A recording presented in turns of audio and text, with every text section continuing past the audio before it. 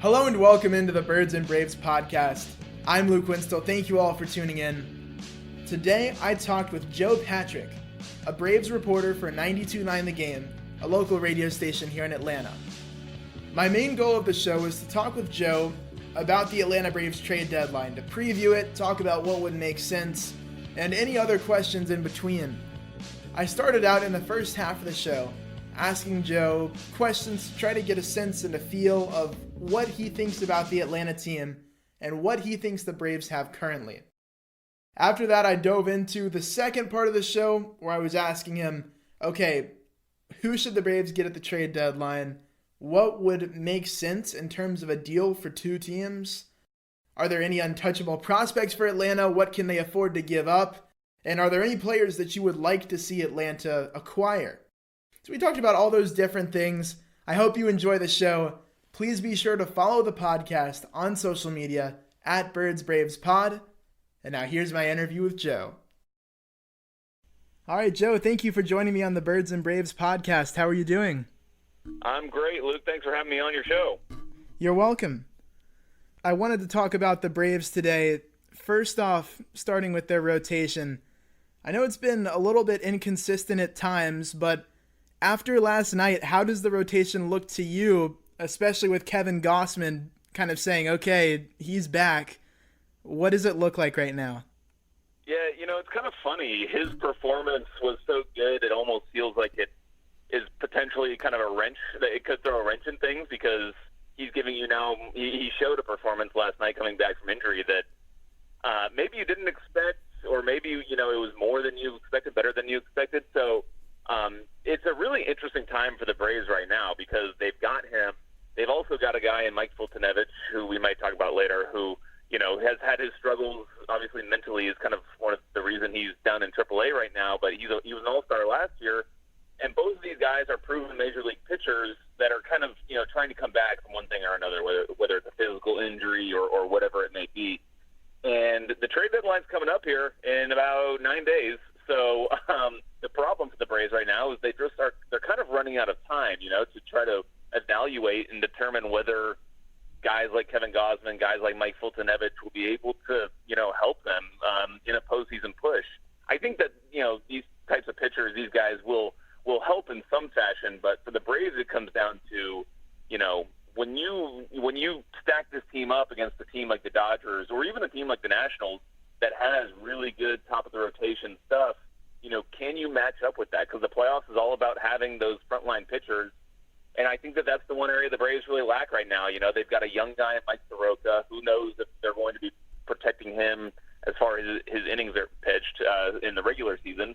You got a guy like Dallas Keuchel, who's kind of abnormal because he's not your typical ace type of guy. He's not your typical kind of prototype pitcher as a guy who throws in the low 90s or upper 80s and is a ground ball guy. So, you kind of have you've got the bats that I think will comfortably get you to the playoffs, but, this team has to analyze kind of how it can improve itself to give itself a better chance against some of the top teams in baseball, and I'm mainly talking about the Dodgers because they will probably have to go through them to get to the World Series. Yeah, I'm sure one of the hardest parts of Alex Anthopoulos' job right now is trying to figure out what he's got and then how to add to that should he choose to.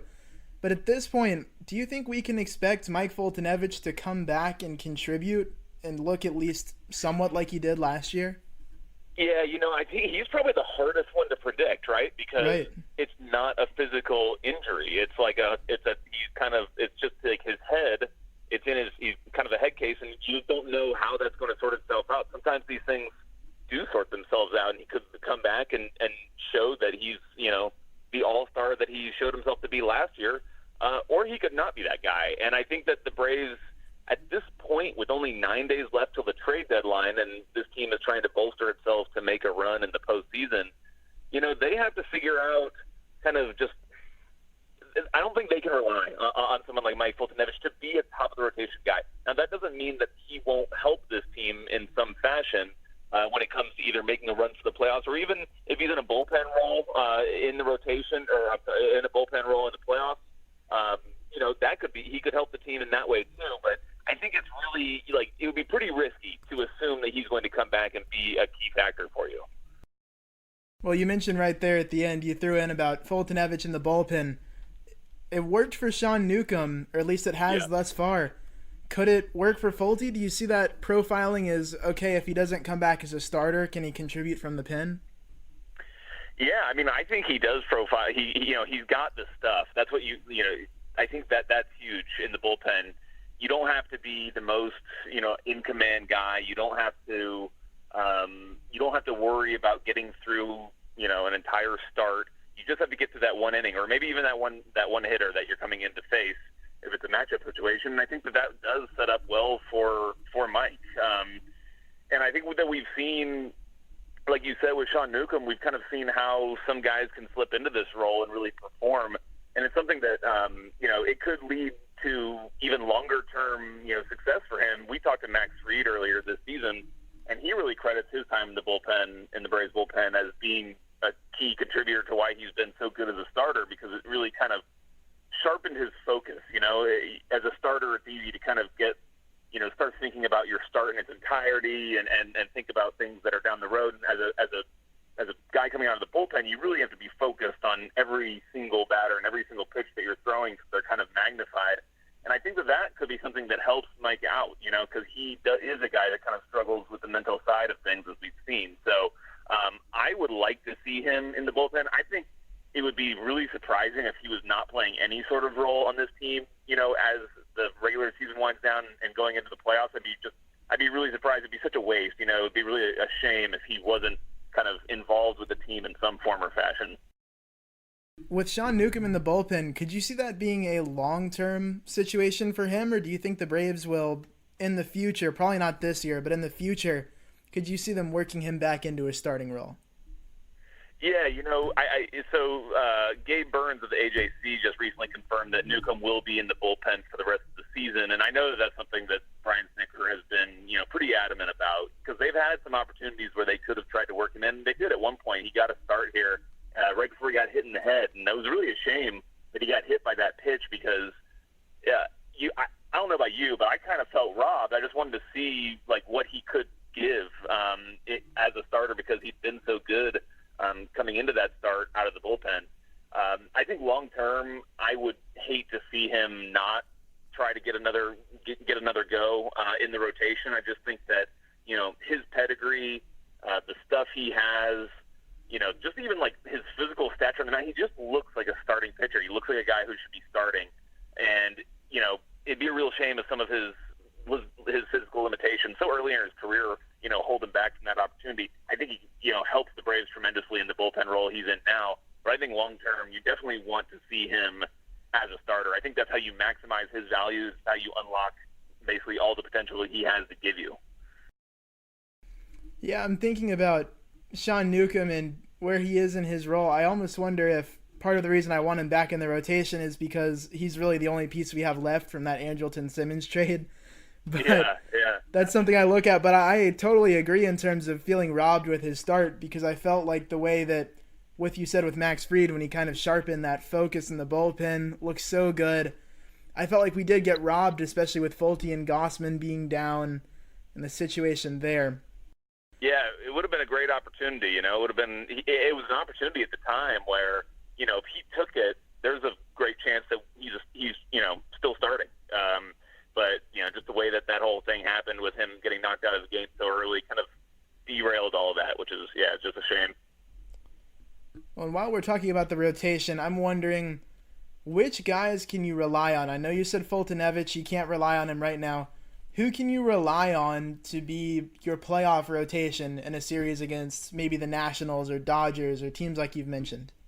Yeah, so that's the big question, and here's where I might have a little hotter take than other people have right now. So, I think it's pretty clear, pretty unanimous that, Mike Soroka and Dallas Keuchel are up, they're going to be starting in a playoff series, of course. They're going to be your top two. And then behind them, that's kind of where the questions start falling. And right now, honestly, the guy I trust the most behind those two is Julio Teheran. And I know that it's kind of a boring name. He's not the sexiest of names now, as he maybe he once was when he was, one of the top prospects in baseball. But I respect the guy so much. And when you're in the clubhouse, you really get a feel for how important important he is to the entire team, and just like his leadership, his veteran, his experience. It's funny, I say veteran experience. He's still in his 20s. He's still in his late 20s, but it feels like he's just, he's been around for forever. And everybody, kind of looks up to him, a lot of the other guys on the staff. And when you really need a start, I feel like Julio can give it to you. This team was in a rut just recently. They were on a 3-game losing streak.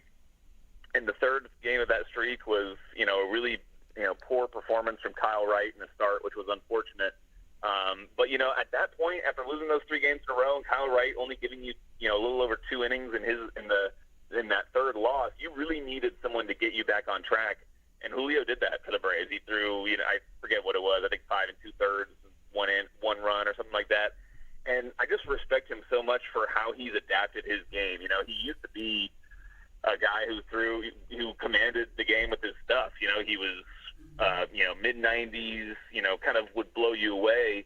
And now he's totally changed his approach, and he's a different kind of pitcher. And I think you have to give him so much credit for kind of understanding that and doing things to make himself better at this point in his career.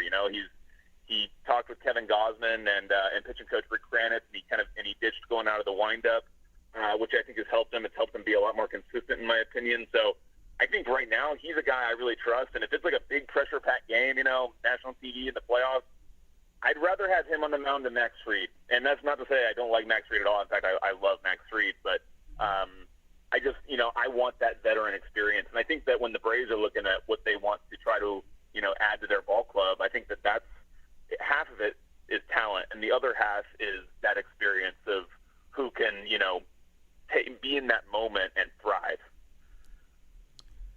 Well, one part of this team that there's really not that much to ask about is the offense, but I mean, they've been just so good. Who has impressed you most this year offensively for Atlanta? It's just been crazy productive. Yeah, recently it's Josh Donaldson. I mean, the guy is just unbelievable, and I'm really happy for him considering kind of all the flack he was getting earlier in the season when maybe the numbers were kind of there, but I don't know, the home run totals weren't right, and so I think that's what a lot of people were looking for. Hello and welcome into the Birds and Braves podcast. I'm Luke Winstel. Thank you all for tuning in. Today I talked with Joe Patrick, a Braves reporter for 92. At him to bring to this team, and they just weren't coming at the rate that people thought, and people were getting upset, and it's really just been great to watch him, how locked in he is at the plate recently over the last, month or so. In fact, it was the game against the Pirates when Joe Musgrove brushed him back, and ever since then, he's been on an absolute tear. He's up there with the most home runs in the league since that point, which I find really funny. It's like he just had to get worked up about something, I guess. But he's just he's crazy about baseball, man. When you talk to him, he talks about, I asked him the other day, just kind of about how good he's feeling at the plate right now. And he says, this is what I study for. And I feel like, a lot of kids growing up, they don't think about studying as being kind of part of the art of hitting, but it is. This guy puts in the time, and he knows what guys are going to throw. He's very cerebral at the plate, and that helps him. So Josh Donaldson's big. I would say if one other name, obviously there's the usual suspects with Ronald Acuna and Freddie Freeman, but I think the guy who's really been the biggest difference maker for the Braves this season is Ozzie Albies. And I encourage anybody to go look at his splits on Baseball Reference or something. Look at his splits between what he bats when the Braves win versus what they are when the Braves lose. And it's a huge discrepancy. It's he's batting 100 points higher in wins. He has all but 3 of his home runs this season in wins. It's just incredible to kind of see how much his performance alone affects the outcome of any given Braves game. And I think that part of that is down to the fact that he's hitting, down towards the bottom of the order, and he can do such an explosive bat. And when you're getting that kind of, explosiveness from the bottom of the order, that can really be something that changes the swing of a game. Well, one area that has maybe been most in question for the Atlanta Braves this season has been the bullpen. How do you feel about the bullpen in the playoffs? The ERA has been really good since May, but at times it's been a little inconsistent. The team's blown a few saves. But how do you feel heading into the playoffs, where they are now? Yeah, I think that, like you said, the bullpen has been very good. The ERA is good. I think that it would be a mistake, not just for the Braves, honestly, for any team that is contending at this point of the season. I think it would be a mistake not to go out and add a bullpen arm. There's enough of them out there, and it doesn't necessarily need to be a closer. A lot of teams would want a closer, and those are going to be harder to come by and more pricey, of course. But I think it makes sense for any team that's contending at this point in the season to go out and bolster their bullpen with a legitimate arm, because you don't want to give up too much for it. It's pretty. That just seems like standard best practice to me. I know that a lot of the consternation of the bullpen is surrounded around Luke Jackson, right, the closer, and that's just the life of a closer. You're going to be kind of that flashpoint for people to get upset about or praise in certain situations, although Luke hasn't gotten a ton of praise this year. And, he has his flaws. He puts too many runners on base. He's got, great movement on his slider, but he doesn't have great control of it in what I've seen. He can't throw it for strikes quite as often as maybe he should if he's going to throw it about 85% of the time, which is what he seems to do. So, he's got his flaws, but I think his stuff is good. Throwing his fastball upper 90s. And if you look at a lot of his, especially if you look at the blown saves that he's had, it's not like guys are crushing the ball off him. And it's funny to say that because he did get hit really hard in his last blown save when he gave up a 2-run homer. It was a game that the Braves ended up winning last week. But I think that he's kind of gotten unlucky. And as to your question, as to whether I trust him in the playoffs, I don't know. Probably not. after having said all that, because he just doesn't have the experience. It's something that John Smoltz talked about on the 92.9 airwaves earlier this season. When it comes to being a closer, you want a guy who's been through the success, but also been through the failure, and that just comes with experience, And Luke Jackson, this is his first year as the bona fide closer, and he just doesn't have that experience. So you'd like to get someone in who can kind of, have that experience as well, whether it's just to have them share it, talking about it in the bullpen, and kind of sharing that experience that way, or someone who can come in and perform and pitch the ninth inning for you. But I think this team could use, if I were them, I would definitely be looking for a bullpen arm and preferably a closer, but definitely somebody that could just help give you some more support in that area. I was going to ask you, for Luke Jackson, on a scale of 1 to 10, how comfortable are you with him closing in the regular season, and how comfortable are you with him closing in the playoffs? Yeah, so that's the thing is I'm totally comfortable with him closing in the regular season, and I think that, look where it's got to the Braves to this point. They're one of the best teams in baseball. They're one of 5 teams in baseball that has 60 wins so far this season.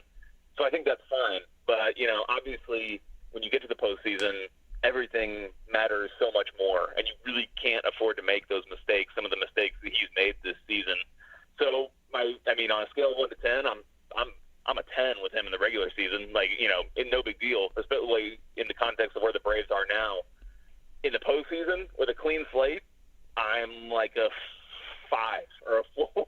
I just don't know how he's going to react to those situations. And I think that, again, that's why you want to you want to look for some experience. You want to look for somebody who's just been in those situations before. That could be help to your club. Well, we've talked about the rotation and the bullpen. What would you say are the Braves' top 3 needs in order from most to least? Ooh, top 3.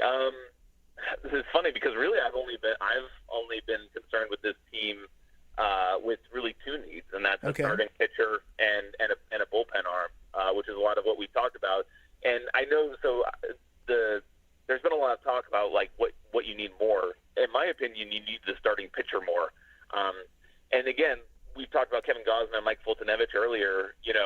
Maybe that's your help. It could be. I would still prefer to go out there and get somebody, but you need another solid arm there. And the reason I would say I prioritize the starting pitcher over the relief pitcher is that there's a phrase about putting the cart before the horse, like getting ahead of yourself. And if you go out and give away a top prospect for a closer, a bona fide closer,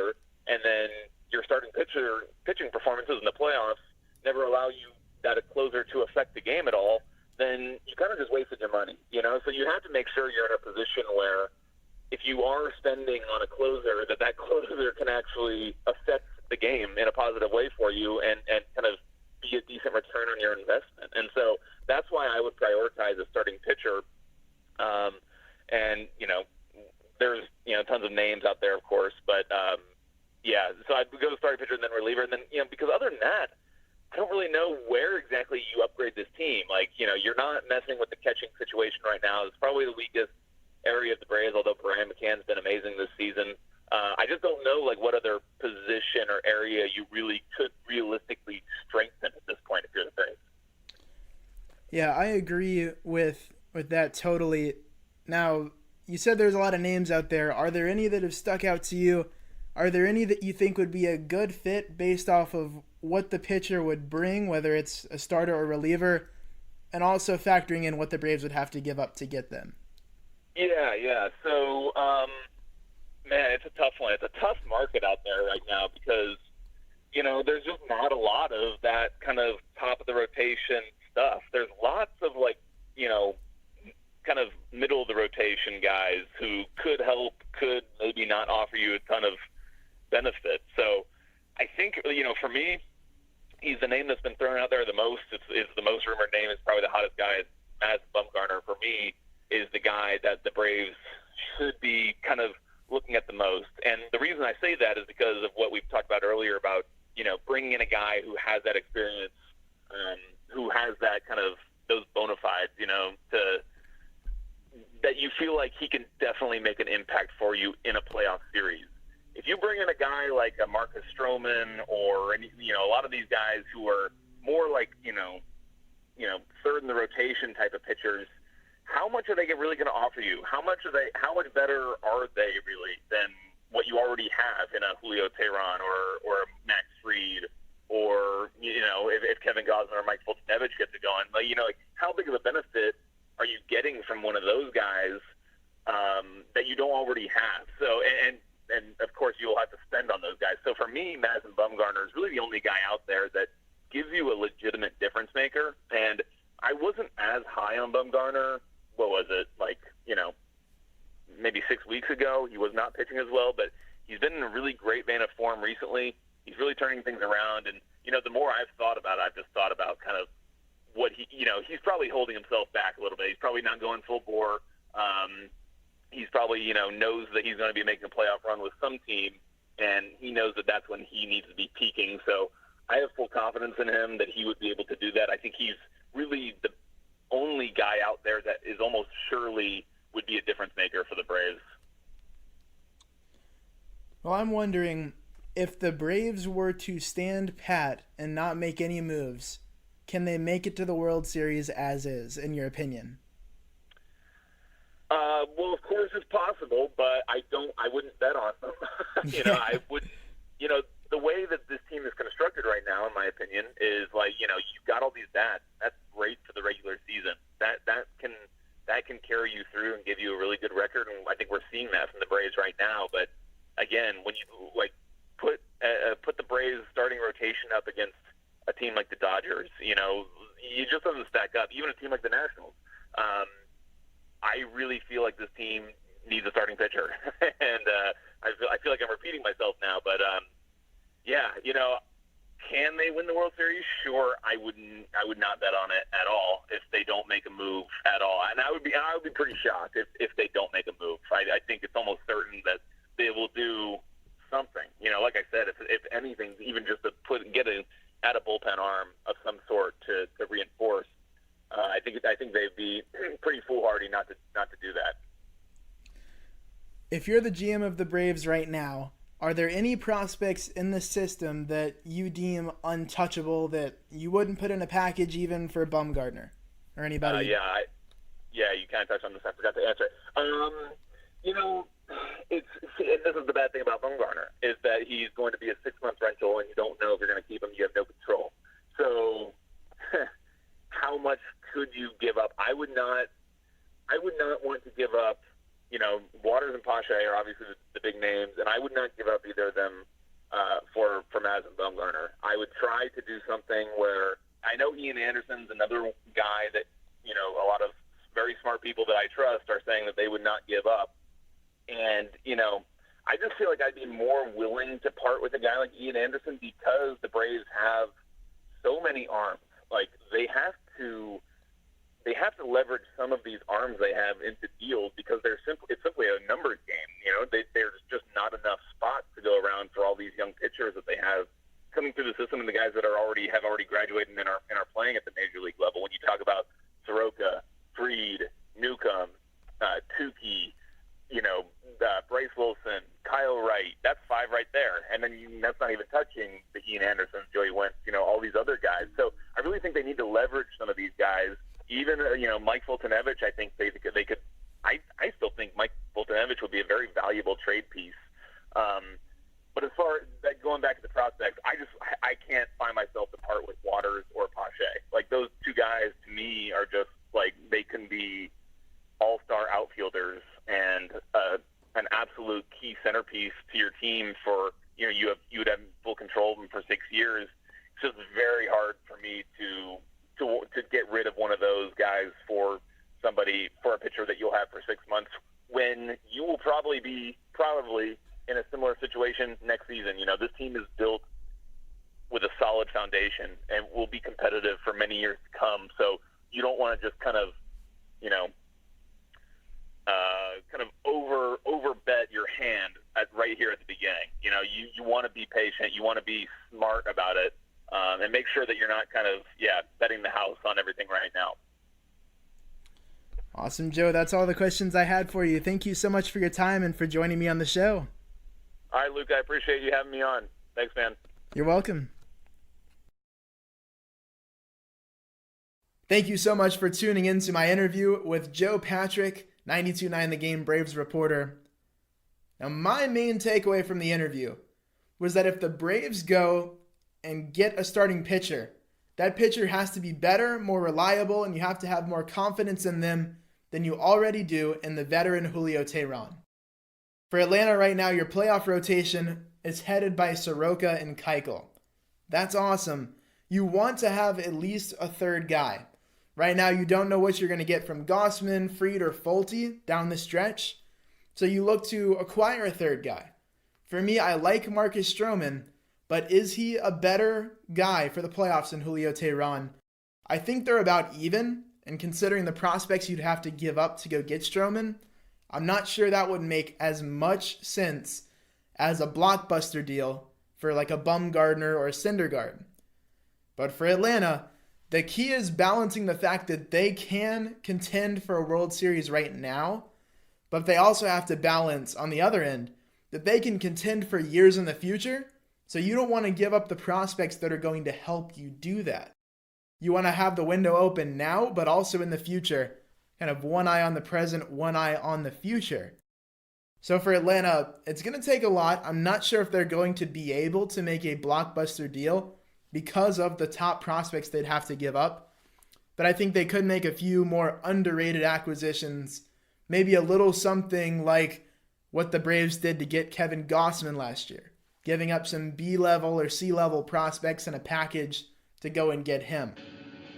So for Atlanta, it's going to be interesting at the deadline. Stay tuned, and thank you to Joe for coming on and doing a preview with me and sorting out some of the chaos that surrounds the team at the deadline. Thank you all for tuning in. I'm Luke Winstel, and I'll see you back soon.